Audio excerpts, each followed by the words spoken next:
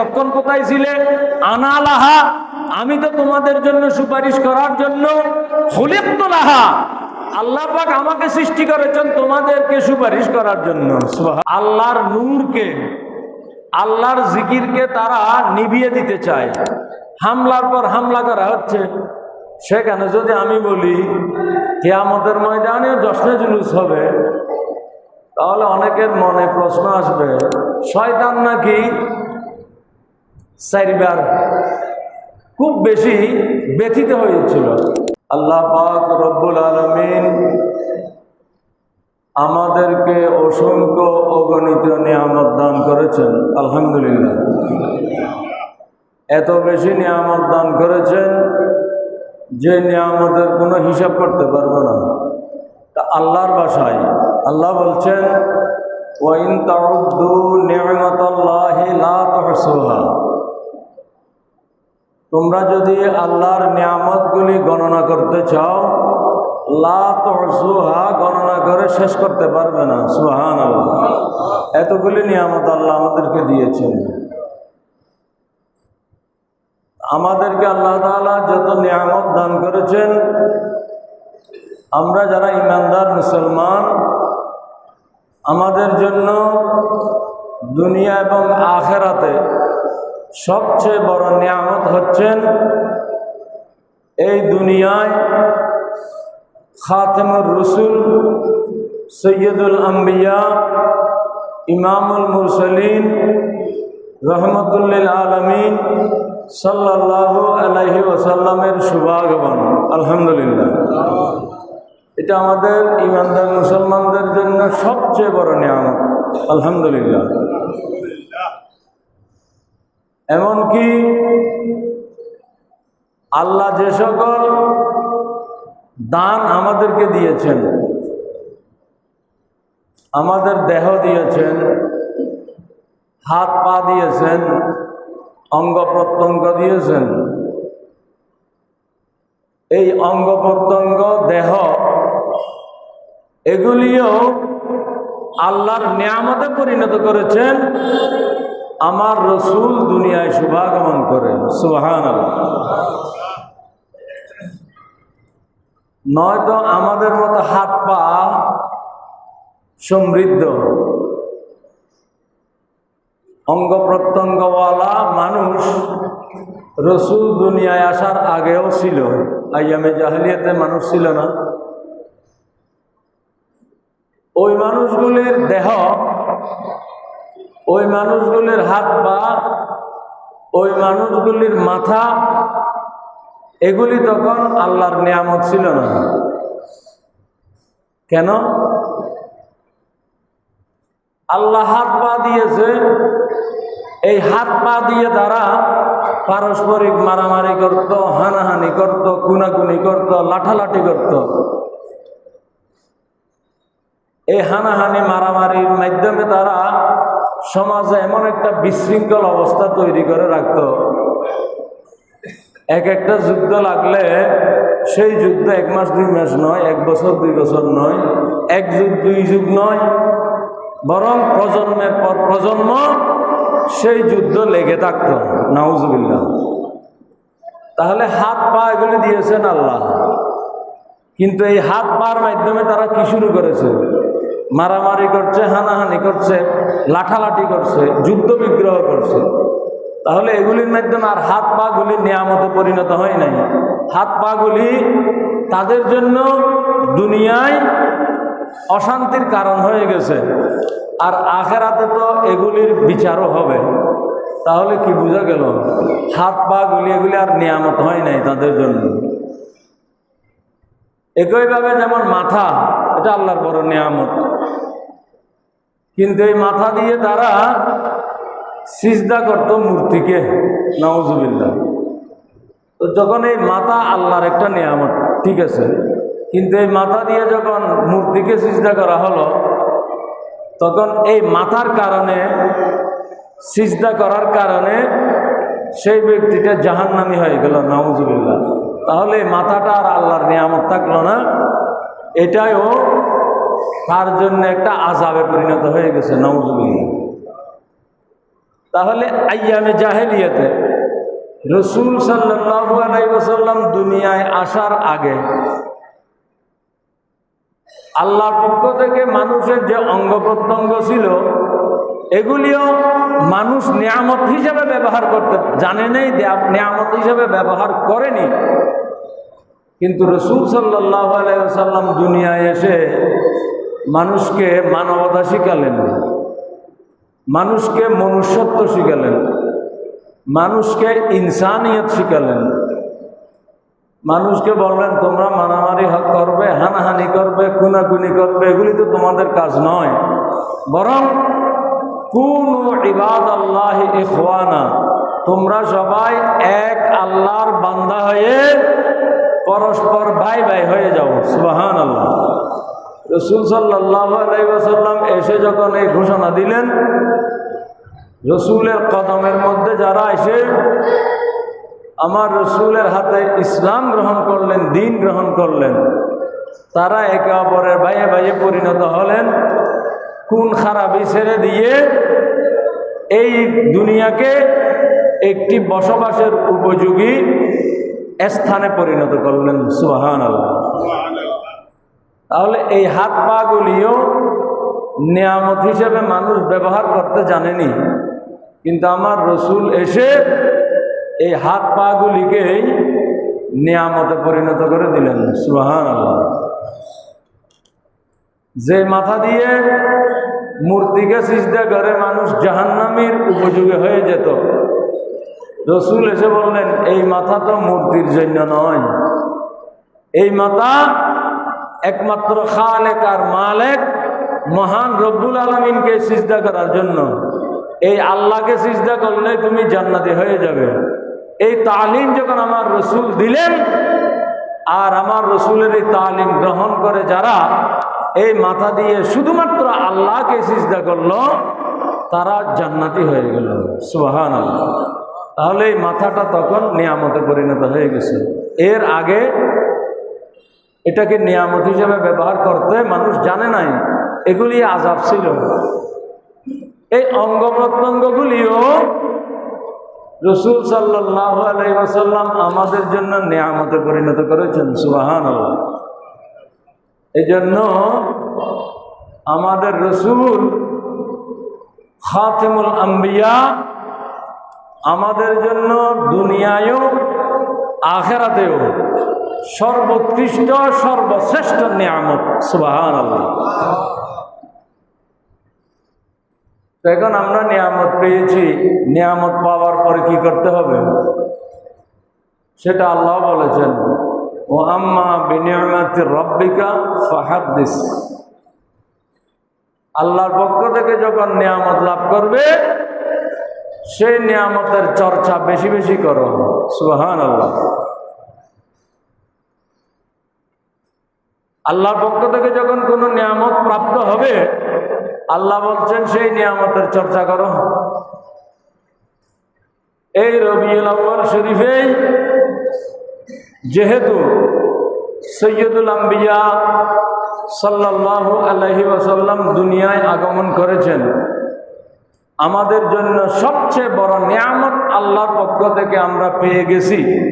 এই জন্য এই রবিউল আউয়াল শরীফে আল্লাহর সেই নিয়ামতের চর্চা আমরা বেশি বেশি করে পবিত্র ঈদে মিলাদুন নবী পালন করি। আলহামদুলিল্লাহ। ঈদে মিলাদুন নবী আমরা পালন করি। ঈদে মিলাদুন নবীতে আমরা কি করি? ওই আল্লাহর নিয়ামতের চর্চাই করি, অন্য কিছু না। ঈদে মিলাদুন নবীতে আমরা কোরআন তেলাওয়াত করি, রসুলের শানে নাত পাঠ করি, রসুলের দরবারে সালাত ও সালাম পেশ করি, আমার রসুলের শান মান মর্যাদা আজমতের বয়ান দিই, বয়ান শুনি। এগুলি হচ্ছে ঈদে মিলাদুন নবীর মূল কর্ম। প্রতিটি ঈদে মিলাদুন নবীতে আমরা এই কাজগুলি করি। আলহামদুলিল্লাহ। এই কাজগুলির মধ্যে কোনো একটি কাজও কোরআন এবং সুন্নাহ পরিপন্থী নয়, আলহামদুলিল্লাহ। যদিও বা এটাকে নিয়ে বিভিন্ন চক্র বেদাত, হারাম, না জানি আরো কি কি ফতোয়া দেয় মিলাদুন নবীর ব্যাপারে, তারা তাদের ফতোয়ার মধ্যে থাকুক। আমরা আল্লাহর নিয়ামতের চর্চা বেশি বেশি করতে গিয়ে ঈদে মিলাদুন নবী পালন করতেই থাকবো। সুবহানাল্লাহ। এই মিলাদুন নবীর বিরুদ্ধে যত বেশি বিশুদ্ধার করা হচ্ছে, ঈদে মিলাদুন নবীর মাহফিলকে যত বেশি বেদাত, হারাম ফতোয়া দেওয়া হচ্ছে, আলহামদুলিল্লাহ ঈদে মিলাদুন নবীর মাহফিল দিন দিন তত বেশি বেড়ে যাচ্ছে, তত বেশি জাঁকজমকের সাথে পালিত হচ্ছে। সুবহানাল্লাহ। প্রতি বছরই ঈদে মিলাদুন নবীর মাহফিল শুধু বাড়তেই আছে, বাড়তেই আছে, বাড়তেই আছে, আলহামদুলিল্লাহ। ইউরিদুনা লিইউতফিউ নূরাল্লাহি বিআফওয়াহিহিম ওয়াল্লাহু মুতিম্মু নূরিহি ওয়ালাউ কারিহাল কাফিরুন। আল্লাহ বলছেন, তারা তাদের মুখের একটি ফুৎকারে, মুখের ফু দিয়ে আল্লাহর নূরকে, আল্লাহর জিকিরকে তারা নিভিয়ে দিতে চায়। এরা ওই দুষ্ট চক্রের কর্ম। ওই দুষ্ট চক্র আল্লাহর নূরকে নিভিয়ে দিতে চায়, আল্লাহর জিকিরকে বন্ধ করে দিতে চায়, রসুলের চর্চাকে স্তব্ধ করে দিতে চায়। কিন্তু আল্লাহ বলছেন আল্লাহু মুতিম্মু নূরিহি, বরং আল্লাহ পাক আল্লাহর নূরকে পরিপূর্ণতা দান করবেন। সুবহানাল্লাহ। ওয়ালাউ কারিহাল কাফিরুন, যদিও বা ওই দুষ্ট চক্রের কাছে এটা খুবই অপছন্দনীয় মনে হয়, এরা চেষ্টা করবে এগুলি বন্ধ করার, কিন্তু আল্লাহ এগুলি কিয়ামত পর্যন্ত জারি রাখবেন। কিয়ামত পর্যন্ত তো নয়, শুধু কিয়ামতের ময়দানেও জশ্নে জুলুস হবে। সুবহানাল্লাহ। অনেকে মনে করলেন অতিরঞ্জিত কথা বলে ফেলেছি। দুনিয়ায় আছি আমরা, দুনিয়ায় জশ্নে জুলুস পালন করছি, আমার রসুলের আগমনে একটু আনন্দিত হয়ে সেটার উপরে বেদাতের ফতোয়া, হারামের ফতোয়া, ফতোয়া দিয়ে শেষ করে না। অনেক জশ্নে জুলুসের মাহফিলে হামলাও হয়েছে, নাউজুবিল্লাহ। গত বছর এক জুলুসের হামলা চালিয়ে আমাদের এক সুন্নি মুসলমানকে শহীদ করে দেওয়া হয়েছে, নাউজুবিল্লাহ। দুনিয়ায় যেখানে জশ্নে জুলুস বন্ধ করার জন্য ফতোয়ার উপর ফতোয়া, হামলার পর হামলা করা হচ্ছে, সেখানে যদি আমি বলি কিয়ামতের ময়দানে জশ্নে জুলুস হবে, তাহলে অনেকের মনে প্রশ্ন আসবে এটা অতিরঞ্জিত কথা বলে ফেলেছি। কিন্তু আসলে মোটেও কোনো অতিরঞ্জিত কথা বলিনি। এটা তো প্রায় মশহুর হাদিস, সবাই জানেন, শুনেছেন ওলামা ইকরামের মুখ থেকে।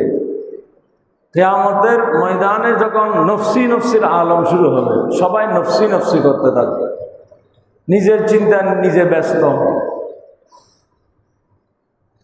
সবাই একত্রিত হয়ে আদম আলাইহিস সালামের কাছে যাবে। তো কিয়ামতের ময়দানে একত্রিত হয়ে আদম আলাইহিস সালামের কাছে যাবে, সেখানে কি 5 জন 7 জন নাকি, শত শত নাকি, হাজার হাজার, লক্ষ লক্ষ মানুষ আদম আলাইহিস সালামের দরবারে যাবে। আদম আলাইহিস সালাম বলবেন ইজহাবু গায়রি, আমার কাছে আজকে কোনো কাজ নাই, তোমরা অন্য কোনো নবীর কাছে যাও। এভাবে উম্মতে মুহাম্মাদিয়া অর্থাৎ আমরা আদম আলাইহিস সালাম থেকে শুরু করে একেবারে ঈসা রূহুল্লাহ আলাইহিমুস সালাম পর্যন্ত সমস্ত নবীগণের দরবারে সুপারিশের জন্য আকুতি জানাবে। আমরা আকুতি জানাবো। সকল নবী আমাদেরকে বলবেন ইজহাবু ইলা গাইরি, আমার কাছে নয়, অন্য কারো কাছে যাও। সকল নবী আমাদেরকে ফিরিয়ে দেবেন। কোন নবী আমাদের জন্য সুপারিশ করবেন না। সর্বশেষ ঈসা রুহুল আলাইহিস সালাতু ওয়াস সালামের পরামর্শে আমরা আখেরি রসুল সৈয়দুল মুরসালিন রহমতুল লিল আলামিন শফিউল মুজনিবিন সাল্লাল্লাহু আলাইহি ওয়াসাল্লামের দরবারে হাজির হব। সুবহানাল্লাহ। হাদিস শরীফের কথা বলছি। হাদিস শরীফে বলেছেন এই উম্মত মুহাম্মাদিয়া আদম আলাইহিস সালাম থেকে শুরু করে ঈসা রুহুল্লাহ পর্যন্ত সকল নবীর কাছে যাবে শুধু একটু সুপারিশের জন্য। আল্লাহর কাছে একটু সুপারিশ করুন। সেই সুপারিশ শুধু বিচার শুরু করার জন্য। কিয়ামতের যে কঠিন আযাব, কিয়ামতের এখনো বিচার ফয়সালা হয়নি। বিচার ফয়সালার পরে তো জান্নাতীরা জান্নাতে যাবে, জাহান্নামীরা জাহান্নামে যাবে। জাহান্নামীদের উপরে আযাব হবে, জান্নাতীরা পুরস্কার পাবে, সেটা তো পরের কথা। এখনো কিয়ামতের বিচারও শুরু হয়নি। কিয়ামতের কঠিন আযাবের মধ্যে আছে। এই অবস্থায় কোন কাফের, হাদিস শরীফে এসেছে, কোন কাফের আকুতি জানাবে, আল্লাহ বিচার কেন করে ফেলছেন না, বিচার করে আমাকে অন্তত জাহান্নামে দিয়ে দেখ, তারপরেও যেন রেহাই পাই। নাউজুবিল্লাহ। কারণ সে বুঝে নাই, সে মনে করে যে কিয়ামতের আযাবের চেয়ে জাহান্নামের আযাব কম হবে। কিয়ামতের আযাব তার সহ্য হচ্ছে না, সেই জন্য সে বলছে কিয়ামতের আযাব থেকে অন্তত মুক্তি দিয়ে আমাকে যদি জাহান্নামের আযাবে দিত তাও তো ভালো ছিল। কিন্তু কিয়ামতের আযাবের চেয়ে জাহান্নামের আযাব কত কঠিন সেটা তো পরে বুঝবে। এই কঠিন অবস্থায় শুধু বিচার শুরু করার জন্য, সুপারিশের জন্য নবীদের দরবারে ঘুরবে উম্মতে মুসলিমা। কোন নবী সাহস করবেন না সেই দিন আমার আল্লাহর দরবারে সুপারিশ করার জন্য। অবশেষে হযরতে ঈসা রূহুল্লাহ আলাইহিস সালামের পরামর্শে উম্মতে মুসলিম আমরা সবাই আর সকল নবী রসুল কতজন? 1,24,000 বলা হয়, অথবা 2,36,000 বলা হয়। তাহলে লক্ষাধিক, লক্ষেরও বেশি নবী। তাহলে লক্ষেরও বেশি নবী রসুল। আর আমরা উম্মতে মুসলিমা 100-200 জন হব? হাজার হাজার কোটি কোটি। এই যে লক্ষাধিক নবী রসুল এবং উম্মতে মুসলিমার আমরা উম্মতরা লক্ষ লক্ষ কোটি কোটি সবাই একত্রিত হয়ে আমার রসুলের দরবারে যাব শুধু আমাদের জন্য সুপারিশ করার জন্য। সেটাই তো জশ্নে জুলুস। সুবহানাল্লাহ। শত শত মানুষ একত্রিত হয়ে রসুলের যে জিকির করি সেটাকে আমরা বলি জশ্নে জুলুস। তাহলে বোঝা গেলে জশ্নে জুলুস শুধু দুনিয়ায় নয়, কিয়ামতের ময়দানেও হবে। লক্ষাধিক নবীর নেতৃত্বে দুনিয়ায় হয় আমাদের একজন বুজুর্গ ব্যক্তির ইমামতিতে, সদারতে। কিয়ামতের ময়দানে আমার রসুলের দরবারে যাওয়ার জন্য যে জুলুস বের হবে সেটাতে লক্ষাধিক নবী রসুল থাকবেন আর উম্মতে মুসলিমা কত কোটি থাকবে, আল্লাহু ওয়া রাসূলুহু আলাম। এই সবাই যে একত্রিত হয়ে রসুলের দরবারের দিকে যাত্রা করবে যে মিছিল সহকারে, সেটাই তো হচ্ছে জশ্নে জুলুস। সুবহানাল্লাহ। তাহলে জশ্নে জুলুস শুধু এই দুনিয়ায় হচ্ছে তাই নয়, কিয়ামতের ময়দানেও আমার রসুলের জন্য জশ্নে জুলুস হবে। সুবহানাল্লাহ। এই কঠিন সময়ে আমাদেরকে এতক্ষণ আদম আলাইহিস সালাম থেকে শুরু করে ঈসা আলাইহিস সালাম পর্যন্ত সকল নবী আমাদেরকে হতাশ করেছে। ইযহাবু ইলা গায়রি বলেছে, অন্য কারো কাছে যাও, আমি পারবো না। কিন্তু আখেরি রসুল সৈয়দুল মুরসালিন শফিউল মুজনবিন, কেমন রহমতের ভান্ডার নবী, এই নবীর দরবারে যখন যাওয়া হবে সেই নবী বলবেন, তোমরা এতক্ষণ কোথায় ছিলে? আনা লাহা খুলিকতু লাহা, তোমরা আমাকে সুপারিশ করতে আসছো, সুপারিশ করতে বলার জন্য এসেছো, এতক্ষণ কোথায় ছিলে? আনা লাহা, আমি তো তোমাদের জন্য সুপারিশ করার জন্য। খুলিকতু লাহা, আল্লাহ পাক আমাকে সৃষ্টি করেছেন তোমাদেরকে সুপারিশ করার জন্য। সুবহানাল্লাহ। সেই নবী সিজদায় পড়ে যাবেন। নবীর একটি সিজদা লক্ষ লক্ষ কোটি কোটি উম্মতের জান্নাতে যাওয়ার কারণ হয়ে যাবে। সুবহানাল্লাহ। আমাদের রসুল কেমন রহমত, দুনিয়ায় তো রহমতই রহমত, কিয়ামতের ময়দানেও আমাদের জন্য রহমত আর রহমত।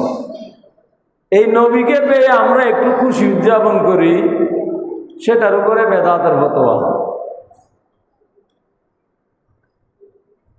শয়তান নাকি 4 বার খুব বেশি ব্যথিত হয়েছিল, মন খারাপ করেছিল। শয়তান, ইবলিস শয়তানের মন খারাপ হওয়ার 4টি কারণ আছে। 4 কারণে সবচেয়ে বেশি মন খারাপ করেছিল ইবলিস শয়তান। একবার সে মন খারাপ করেছে প্রথম যখন সে আল্লাহর পক্ষ থেকে লানত প্রাপ্ত হয়েছে। হযরতে আদম আলাইহিস সালামকে সিজদা না করে আল্লাহর অভিশাপ প্রাপ্ত হয়ে যখন সে জাহান্নাম থেকে বের হয়ে গেল, আল্লাহ বের করে দিলেন, এই দিন শয়তান খুব ব্যথিত হয়েছিল, মন খারাপ করেছিল। একটা কারণ। দ্বিতীয়বার শয়তান সবচেয়ে বড় ব্যথা পেয়েছিল, মন খারাপ করেছিল, যেই দিন সৈয়দুল মুরসালিন খাতামুর রসুল ইমামুল আম্বিয়া দুনিয়ায় শুভ আগমন করেছিল। দুনিয়ায় যেদিন আমার রসুল আসলেন সেই দিনও শয়তান খুব বেশি মন খারাপ করেছিল, ব্যথিত বেজার হয়েছিল। আরেকদিন যেই দিন সূরা ফাতিহার মতো মহা মর্যাদাবান সূরা নাজিল হয়েছিল। আরেকদিন হচ্ছে ফতহে মক্কা, যেই দিন মক্কা বিজয় হয়েছিল। মক্কা যখন আমার রসুলের করতলে চলে আসলো, মক্কায় যখন ইসলামী সমাজ, ইসলামী শাসন প্রতিষ্ঠিত হলো, সেই দিন শয়তান খুব বেজার হয়েছিল। তাহলে শয়তানের বেজার, সবচেয়ে বেশি বেজার হওয়ার 4টি দিন আছে। একদিন যেই দিন তার উপরে অভিশাপ পড়েছিল আল্লাহর, জান্নাত থেকে যেই দিন বের করে দেওয়া হয়েছিল সেই দিন। দ্বিতীয় দিন হচ্ছে রসুল যেই দিন দুনিয়ায় আগমন করেছে। তাহলে বোঝা গেল রসুল দুনিয়ায় আগমন করার কারণে যারা বেজার হবে তাদেরকে মোটামুটি শয়তানের অনুচর বলা যায়। নাউজুবিল্লাহ। কারণ শয়তানও বেজার হয়েছিল, তো তারাও যদি বেজার হয় তাহলে আর শয়তানের সাথে তাদের পার্থক্য কি থাকলো? শয়তানের কাজ তো মোটামুটি তারাই কি করছে, আঞ্জাম দিচ্ছে। আর যাদের অন্তরের মধ্যে হুব্বে নবী আছে, যাদের অন্তরের মধ্যে রসুলের আজমতের বিষয় আছে, তারা আমার রসুলের আগমনে আনন্দিত হয়, খুশি হয়।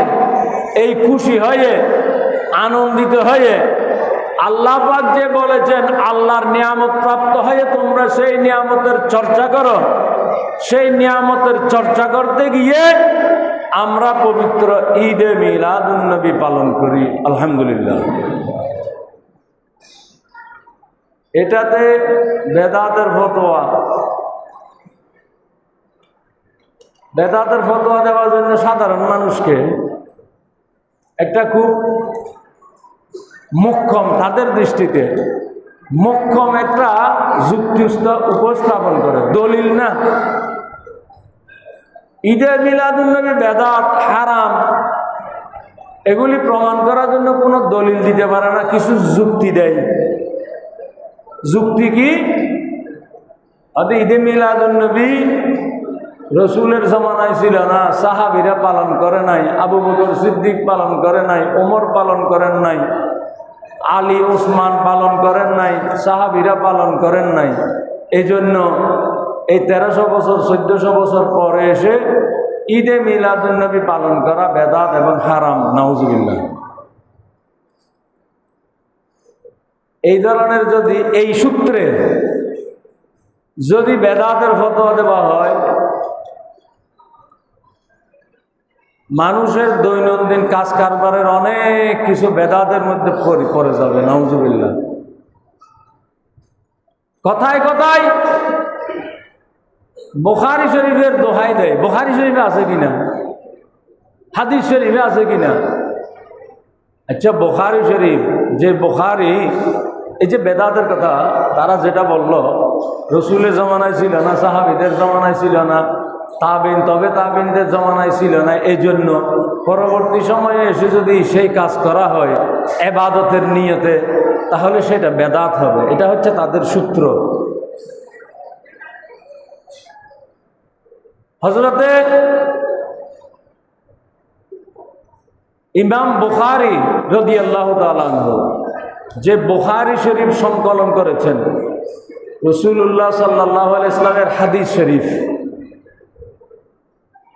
এই হাদিস শরীফ সংকলন করার সময় লেগেছে হযরতে ইমাম বুখারীর 16 বছর সময় লেগেছে এই বুখারী শরীফ সংকলন করতে, লিখতে।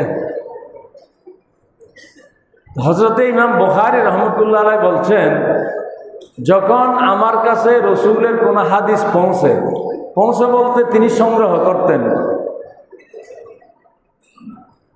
তার উস্তাদদের কাছ থেকে বিভিন্নভাবে হাদিস সংগ্রহ করে নিতেন।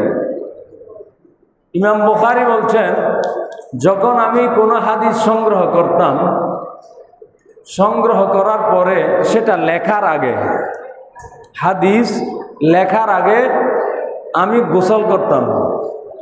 অজু নয়, অজু তো আছেই, অজু করে গোসল করতাম। গোসল করার পরে 2 রাকাত নফল নামাজ পড়তাম। 2 রাকাত নফল নামাজ পড়ে তারপরেই আমি আমার রসুলের সেই হাদিস লিপিবদ্ধ করতাম। সুবহানাল্লাহ। এখন ওই যেই সূত্রে বেদাতের ফতোয়া, রসুলের জমানায় ছিল না, সাহাবীর জমানায় ছিল না, তাবিনের জমানায় ছিল না, এর পরবর্তী সময়ে যেগুলি ইবাদতের নিয়তে উদ্ভাবন করা হয়েছে, সেগুলিকে যদি ঢালাওভাবে পাইকারি দরে বেদাতের ফতোয়া দেয়, নাউজুবিল্লাহ, তাহলে তো বড় বেদাতি হয়ে যাবে ইমাম বুখারী। নাউজুবিল্লাহ। কেন? কারণ ইমাম বুখারী নিজেই বলছেন, একটি হাদিস যখন আমি সংগ্রহ করতাম, সেই হাদিস লেখার আগে গোসল করতাম, গোসল করে 2 রাকাত নামাজ পড়তাম, তারপরে সেই হাদিস লিখতাম। অথচ হাদিসে কি কোথাও লেখা আছে, ইসা কাতাবতুমুল হাদিসা ফাগসিলু ফাসাল্লু রাকাতাইনি? তোমরা যখন কোনো একটা হাদিস লিখতে চাইবে, গোসল করবে, তারপরে 2 রাকাত নামাজ পড়বে, তারপরে হাদিস লিখবে। এই ধরনের কোনো হাদিস আমার রসুলের পক্ষ হতে বর্ণিত নাই। কোনো সাহাবী এই ধরনের কোনো আমল করেন নাই। কোন তাবেঈ এই ধরনের আমল করেন নাই, কিন্তু পরবর্তী সময়ে এসে ইমাম বুখারী এই কাজটি করেছেন। ইমাম বুখারী এই কাজটি করে আমিরুল মুমিনিন ফিল হাদিস হয়ে গেছেন। সুবহানাল্লাহ। তাহলে বোঝা গেল ওই সূত্রটাই ভুল। রসুল করেন নাই, সাহাবীরা করেন নাই। সাহাবীদেরকে ঈদে মিলাদুন্নবী পালন করেছেন। আমরা যেই কাইফিয়তে পালন করি, আমাদের যেই অবস্থার কারণে আমরা যে প্যান্ডেল সাজাই, মাইক লাগাই, ফুলের গেট করি, বাতি লাগিয়ে সাজসজ্জা করি, এই ধরনের ভাবে সাহাবীরা করেন নাই, এটা ঠিক আছে। এটার কারণে যদি ঈদে মিলাদুন্নবী বেদাত বলা হয়, তাহলে এই ধরনের মসজিদ, যে মসজিদে আমরা নামাজ পড়ছি, সাহাবীদের জমানায় এই ধরনের মসজিদ ছিল? এই ধরনের লাইট ফ্যান, এখন তো বেশিরভাগ মসজিদে এসি লাগিয়ে ফেলেছে, ছোট ছোট মসজিদেও একেবারে খুব আরামের সাথে নামাজ আদায় করে। সাহাবীরা কি আরাম পেয়েছেন? আমরাই আরামে নামাজ পড়ছি। তাহলে ওই সূত্রে তো যদি আমরা লাইটিং করি, প্যান্ডেল করি, মাইক লাগাই, এই কারণে যদি ঈদে মিলাদুন্নবী বেদাত হয়ে যায়, তাহলে তো বর্তমান সময়ের প্রতিটি মসজিদের মধ্যে বেদাত চালু রয়েছে। নাউজুবিল্লাহ। ঈদে মিলাদুন্নবীর মৌলিক যে কাজ, আমার রসুলের চর্চা, আমার রসুলের মর্যাদার বর্ণনা, সেই কাজ সাহাবা একরাম করেছেন। সুবহানাল্লাহ। হাদিসের অনেক কিতাবের মধ্যে, সিরতের অসংখ্য কিতাবের মধ্যে এই ধরনের বর্ণনা আছে। আলহামদুলিল্লাহ। আমরা যে কাজ করি বেবুনিয়াদি, বুনিয়াদ ছাড়া একেবারে শূন্যের উপর কোনো কাজ আমরা করি না। আলহামদুলিল্লাহ। ঈদে মিলাদুন্নবী সাল্লাল্লাহু আলাইহি ওয়াসাল্লাম পালন করা, এটা সাহাবীদের পক্ষ হতে বর্ণিত আছে, আমরা সেই আমলই করি। আলহামদুলিল্লাহ। এই ঈদে মিলাদুন্নবীর যেহেতু মাস, আমরা যেহেতু মহল্লায় মহল্লায়, পাড়ায় পাড়ায় ঈদে মিলাদুন্নবী উদযাপন করি, এটা আমাদের মনের আকুতি। ঈদে মিলাদুন্নবী পালন করতে পারলেই আমাদের মনের মধ্যে আমরা প্রশান্তি পাই। আলহামদুলিল্লাহ। ঈদে মিলাদুন্নবী আমাদের জুনিবাবের মসজিদের উদ্যোগে যে ঈদে মিলাদুন্নবীর মাহফিল, ইনশাআল্লাহ এই মাহফিল হবে আগামী জুমাবারের পরে জুমাবার, অর্থাৎ 19 তারিখ, 19শে সেপ্টেম্বর, রবিউল আউয়াল শরীফের শেষ জুমাবার। ঐতিহ্যগতভাবে আমাদের জুনিবাবের মসজিদের ঈদে মিলাদুন্নবীর মাহফিল হয় রবিউল আউয়াল শরীফের শেষ জুমাবার। সেই হিসাবে আগামী 19শে সেপ্টেম্বর জুমাবার আমাদের জুনিবাবের মসজিদের পবিত্র ঈদে মিলাদুন্নবীর মাহফিল আয়োজন হবে ইনশাআল্লাহ। আপনাদেরকে দাওয়াত দেওয়া হয়েছে, হচ্ছে। পাশাপাশি ঈদে মিলাদুন্নবীর মাহফিলে কি করতে হবে? কিছু দান সদকাও করতে হবে। হযরতে হাসান বসরি অত্যন্ত মর্যাদাবান একজন তাবেঈ। হযরতে হাসান বসরি বলছেন, ইজা কানা লি যাহাবান মিসলা উহুদিন লানফাকতুহু ফি মৌলিদিন নবী সাল্লাল্লাহু আলাইহি ওয়াসাল্লাম। যদি আমার কাছে উহুদ পাহাড় সমপরিমাণ সম্পদ থাকতো, আমি সেই সম্পদ আমার রসুলের মিলাদের মধ্যে খরচ করে দিতাম। সুবহানাল্লাহ। সাহাবীরা, তাবেঈনরাও এই ধরনের কথা বলেছেন, মিলাদের জন্য টাকা খরচ করে ফেলব। এই মিলাদের জন্য যে টাকা খরচ করবেন, সেটা খরচ আপনি দেখবেন আপাত দৃষ্টিতে খরচ হচ্ছে, কিন্তু সেটা খরচ হবে না, বরং সেটা অনেক গুণ বৃদ্ধি পেয়ে আপনার আমলের মধ্যে জমা হয়ে যাবে ইনশাআল্লাহ। এজন্য মিলাদুন্নবীর মাহফিলে খরচ করার সময় কৃপণতা করবেন না।